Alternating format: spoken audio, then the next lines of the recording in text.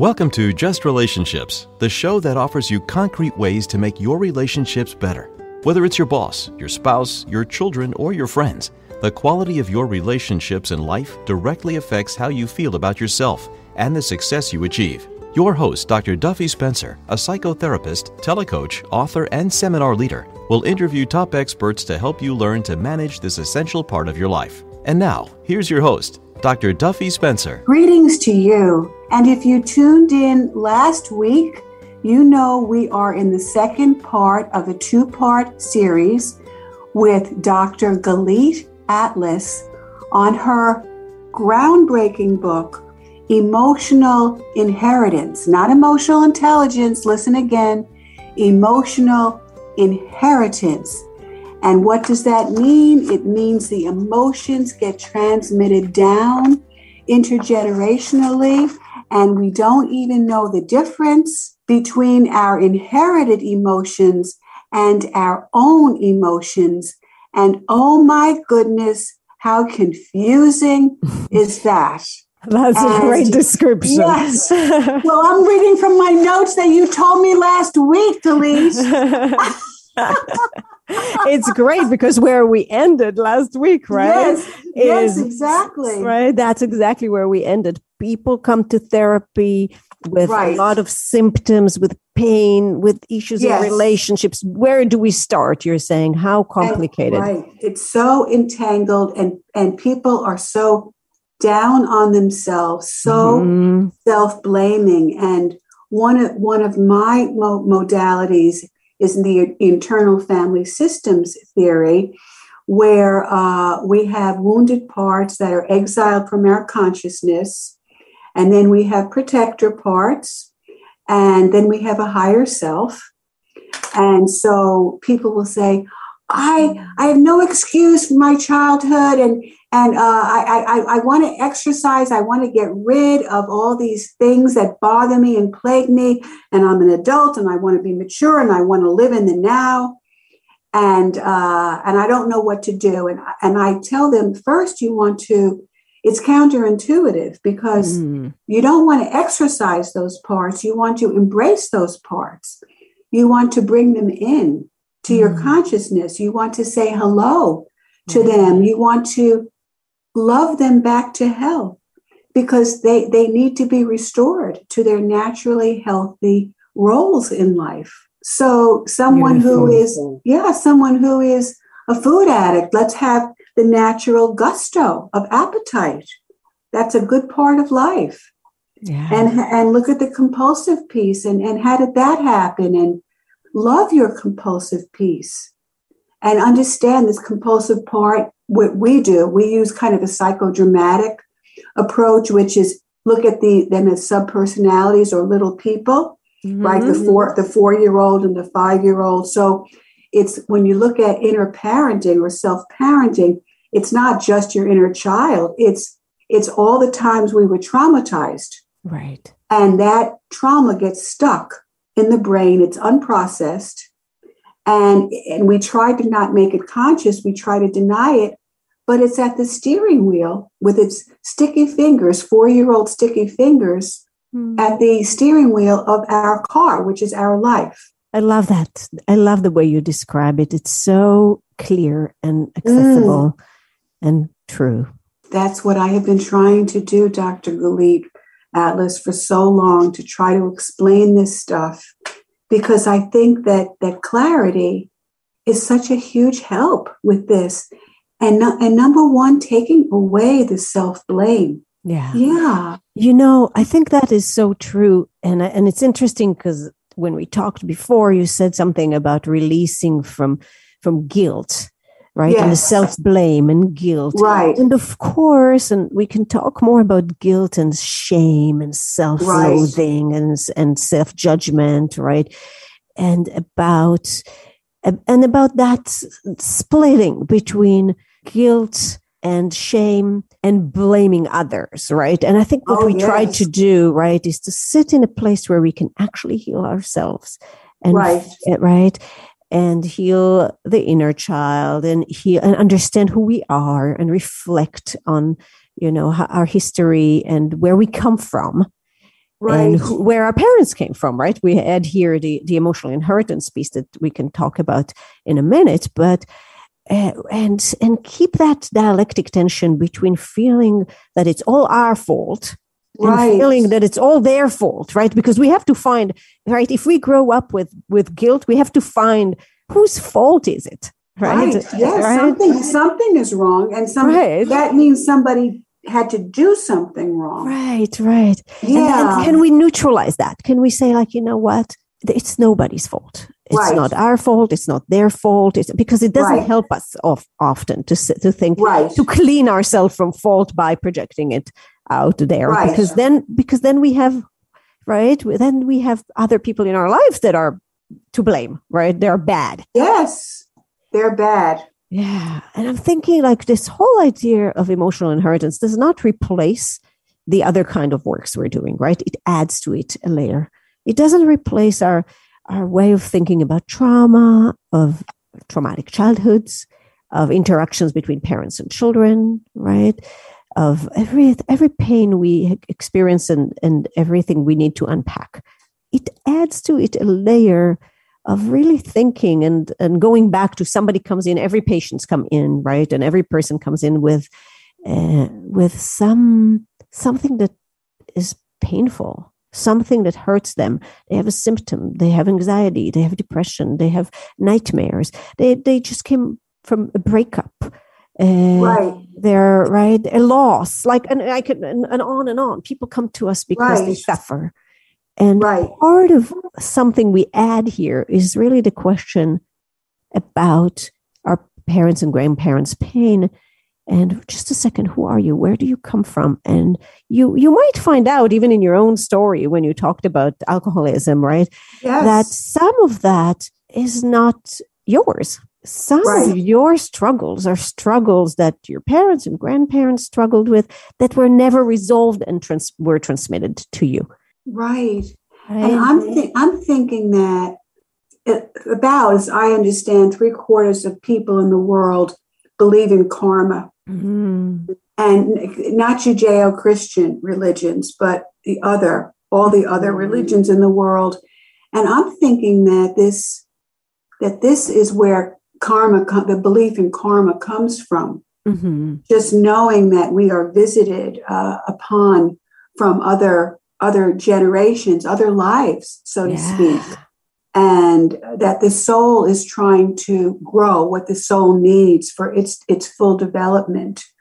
I don't want to muddy the waters, but it just occurred to me that there is some connection between emotional inheritance and the belief in karma. Listen, that's possible. I think it is the belief that anything, right? It's the connection between past, present, and future karma, right? It's the belief that anything that happens even before we were born, right? Or everything that ever happened in the world in some very, abstract way impacts the future. Impact, right? And I think that idea of the intergenerational means also not only that everything we have done will impact us in the future, but everything that somebody in our life, experienced, not just done, experienced, is carried into the present and future. So somebody in our lives, significant others,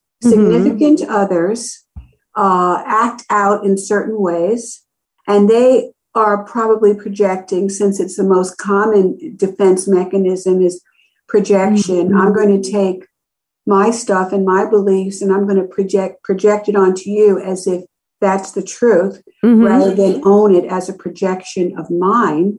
Right. And many people get waylaid because they get caught up in that projection, that becomes induced. So I think of you as a lousy, untrustworthy person, and somehow you fall into that role. Right. Rather than say, okay, so that's how you see me, but I'm not going to behave that way.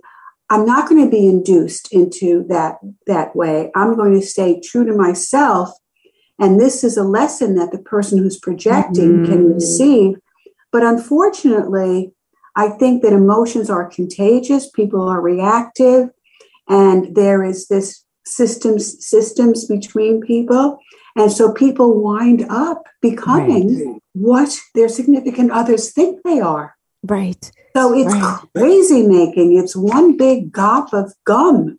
Right. And I think it touches a very important idea, right? And that is the illusion of separateness.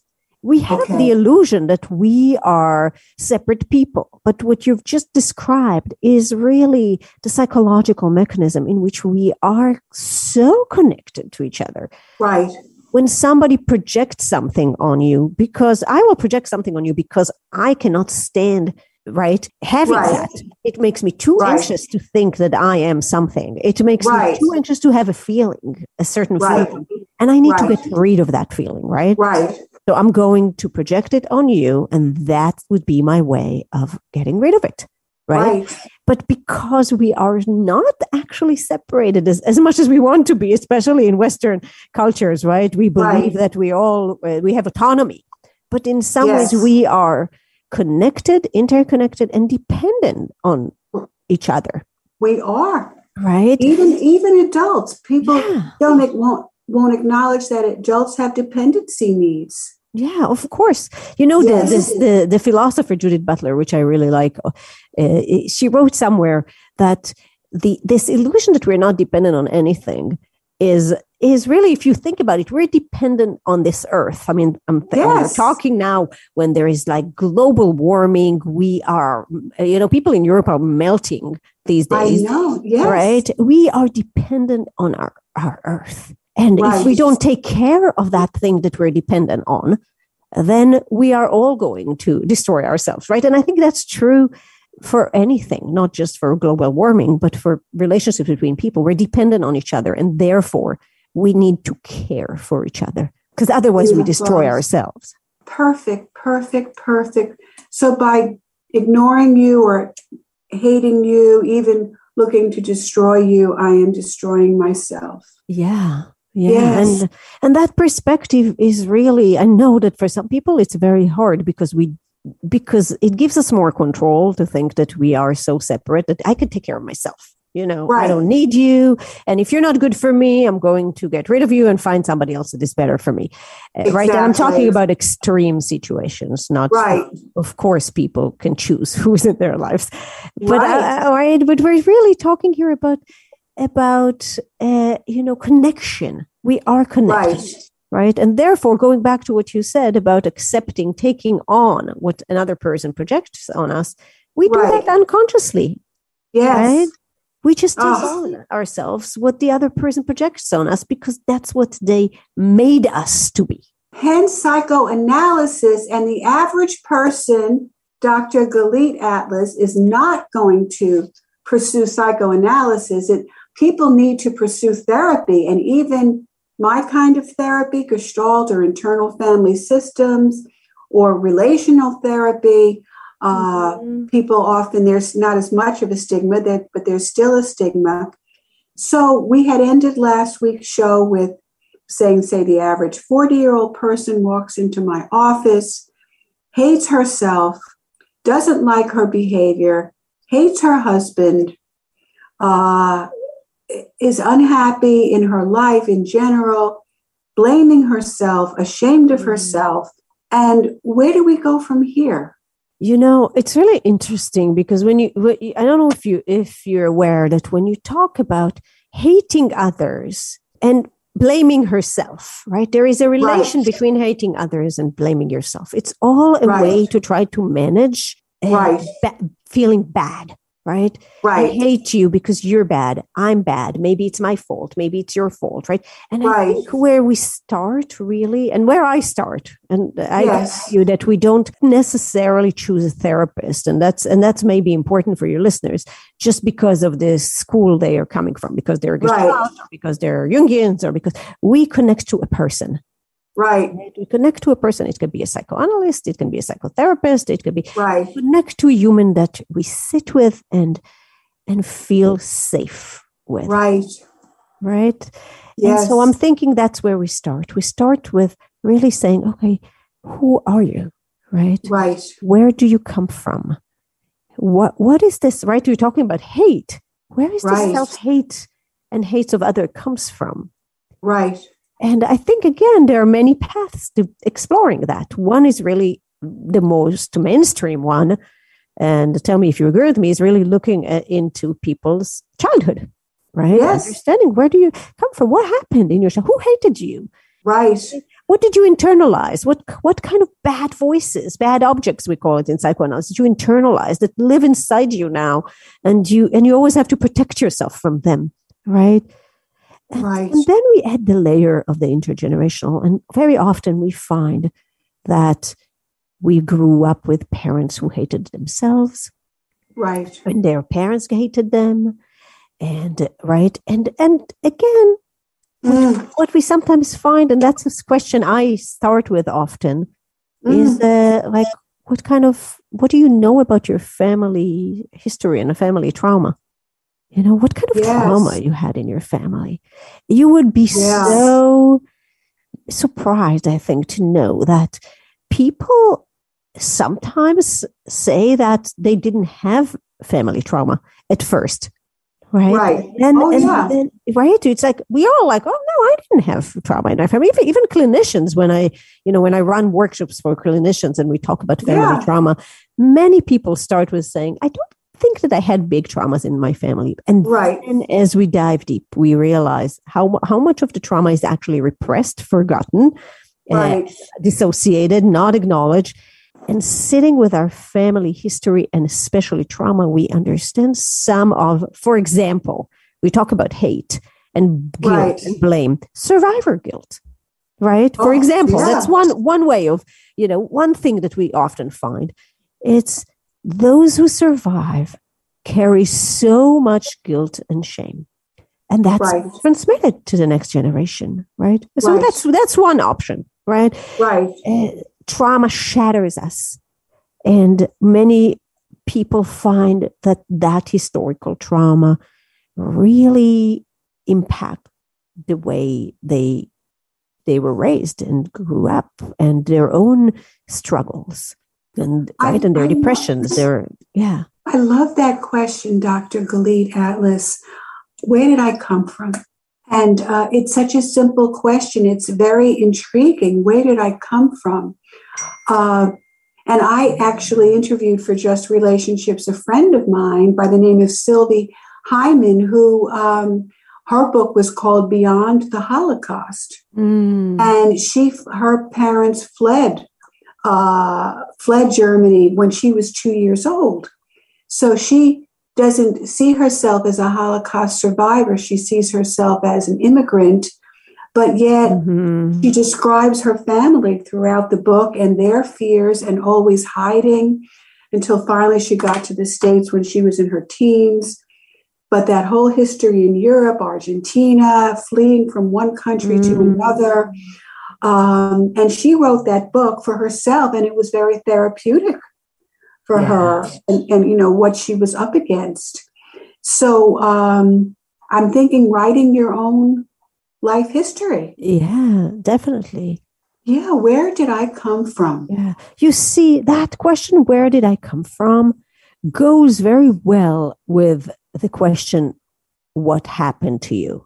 Right. Right. Those, and of course, that here I'm quoting Dr. Bruce Perry and Oprah Winfrey on their question that I love.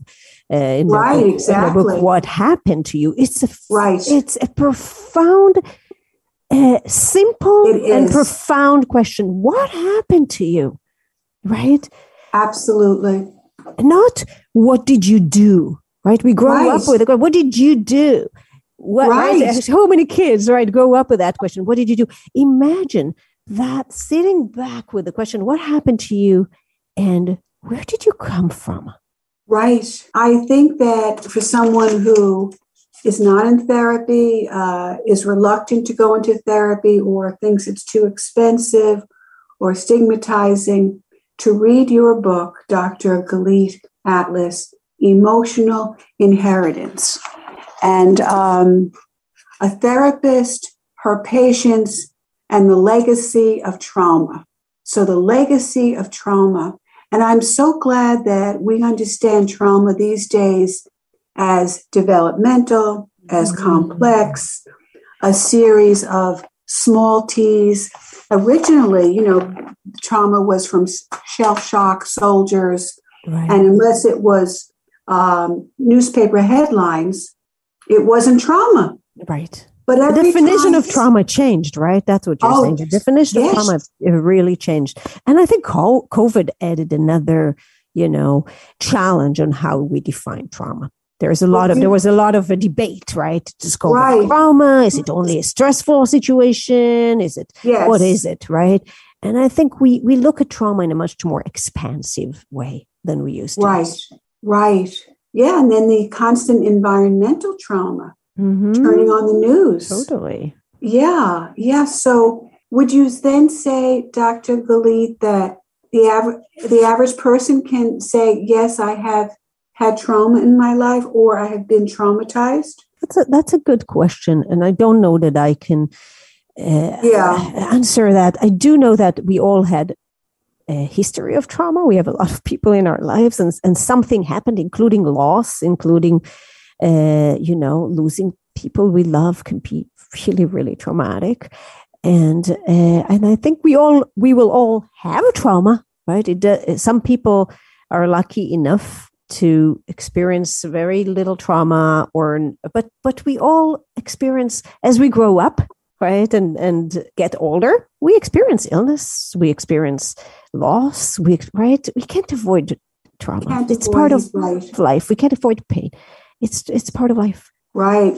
Hence become a Zen Buddhist, right? Yeah. It's and the feeling, right? I think what the Buddhists are really saying is, how could we have pain and not suffering?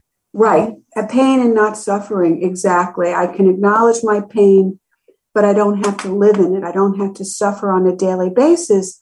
Yeah. I can live in present time. Yeah. I have the right to live in present time. And for me, I would say up until in my child, not so much that I was aware of in my childhood, but my teenage, my young adulthood, I drowned in self-hate, absolutely drowned in self-hate. And I thought it was because I was doing things that I shouldn't have been doing, but it was so much bigger than that. And I came to understand in my own therapy, that my mother was traumatized. Her sister, 2 years younger, died of misdiagnosed appendicitis. Oh, wow. So I think she was 9 and her sister was 7. And my mother overheard my grandmother, her mother, say at the wake, "Too bad the good one had to go." Oh, wow. Can you imagine? Wow. Can you imagine? Speaking of survivor, right? Speaking of survivor guilt, absolutely. So my grandparents from Austria and Hungary, and they didn't believe in complimenting children. So my mother was very pretty and smart, and if anyone said that to her, shh, we don't want to give her a big head. So she was not affectionate toward my mother. And then I was the firstborn female, and somehow she foisted all of her love on me, almost as if I was her reincarnated daughter, which of course I didn't realize at the time. I just knew, I felt my mother hated me because my grandmother gave me so much attention and ignored my mother. Wow. And that's hard on a parent. I have a mother who's ignoring me. Right. And doting on my daughter. Yeah. And it's hard on the child too, right? Yes, what a burden, right? It was a burden because she would say, "Oh, you're the apple of your grandma's eye." Yeah. And it was very peculiar because the word seemed okay, apple of her eye, but the tone, that I was resented for that. I had done something wrong. Yeah. And of course, we look at triangles, right? So there was such triangulation in my family between my mother, my grandmother and me, my mother, my father and me, of course, that triangle. Right. And so you want to unearth triangles as well, right? In present time. So we have just a couple of minutes left, Dr. Galit Altas, author of Emotional Inheritance, a therapist, her patients, and the legacy of trauma. So what can we do? Is there anything we've talked about? Where did I come from?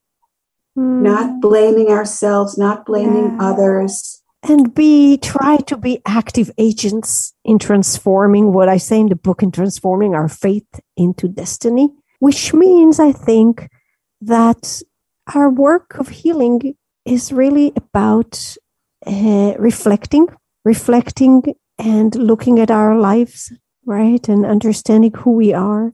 And like detectives, right? Reflecting and for me, self-forgiving. Yeah, but people change through reflection, right? People change through reflection and awareness. So I hope that my book gives you a little window, maybe not a door, but a window into your own psyche. And that my hope is for an emotional experience in reading the book that is healing on its own and makes you feel and think, which is the basic unit of the mind, right? Thinking and feeling. Yeah, and I want to say again, that I read your book like a novel from cover to cover, like I was reading a detective novel. So this is available for everyone, for lay people. You don't have to be a professional in the field.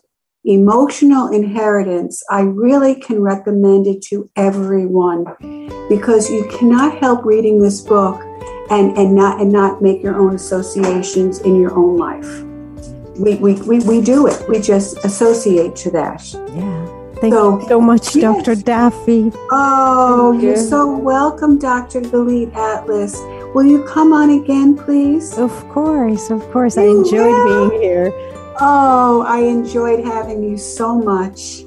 So this is Dr. Duffy Spencer. We are Just Relationships. I am wishing you great relationships.